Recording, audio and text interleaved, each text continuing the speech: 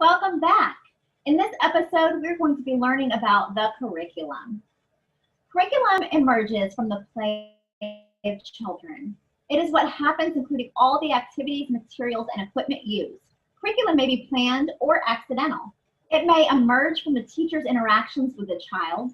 Even room arrangements can reflect the curriculum. So join me, Miss Trott, as we learn all about the curriculum.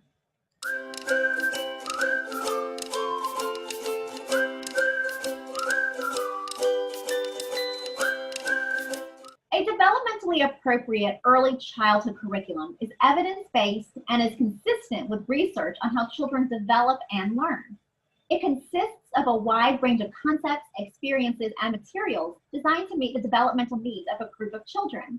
These include their social, emotional, physical, and cognitive needs. The curriculum also considers and respects families' culture and linguistic background. The curriculum should provide the children an opportunity to make meaningful choices when requiring detailed planning on the teacher's part. Before the curriculum can be planned, reviewing of your state's early standards needs to happen. These are guidelines for educators and caregivers to use that inform their decisions about the approach to curriculum development. The purpose of the early learning standards is to improve professional practice by promoting high-quality learning environments for young children. The standards reflect all domains and subdomains of early learning development. They outline required learning by showing what children should know and be able to do. Alabama began to redesign their early learning standards in 2018, and the result is the 2020 Alabama Standards for Early Learning and Development, also called the ACELs. This book creates a seamless continuum of developmental and learning expectations for Alabama's children, birth to age 5, and a clear, consistent vision for ensuring all children realizing their greatest potential. Next, the goal of the program needs to be determined. In an early childhood program, the program goals outline the philosophy of the center. Some people describe the goals as the why of the curriculum. Program goals based on child development focuses on the whole child. These goals are broad and relate to all 4 areas of development, since developmentally appropriate curriculum considers the whole child. Every child is unique, even though there are many similarities within age groups. For this reason, assessment is necessary to plan a curriculum that is both individualized and developmentally appropriate for all areas of learning. The first assessment supplies data on what the children already know and what skills they have achieved. It should identify their needs and interests. Learning is seen as a constant process of exploring and questioning the environment. A hands-on curriculum is stressed. All 4 areas of child development, social, emotional, physical, and cognitive, are included. A wide range of age-appropriate materials, supplies, and experiences are used to enrich the environment. The physical environment is carefully planned and prepared with the content for learning. A good curriculum will involve direct and indirect learning experiences with teachable moments sprinkled in. As you begin planning a curriculum, there are a number of important factors to keep in mind. First, you must decide what skill and content to cover. 3 basic questions can help you with this process. First, is the information worth knowing? Second, is the information testable? Meaning, can a child see firsthand if something is true? And third, is the information developmentally appropriate? The next factor is that learning activities selected need to be balanced.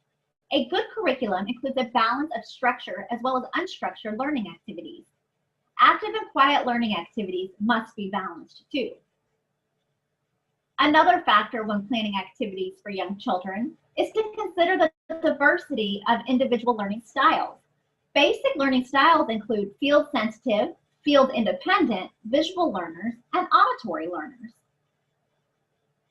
The third factor to consider are the learning characteristics of the children in the classroom. Some work slowly and others quickly. Some children are attentive while others bore easily. Evaluate children's learning characteristics in relation to your own and keep this in mind when you're planning the curriculum. One more factor to consider is respecting cultural diversity. Cultural diversity needs to be infused into teaching strategies, the learning environment, and children's experiences. Classrooms need to be individually appropriate for every child.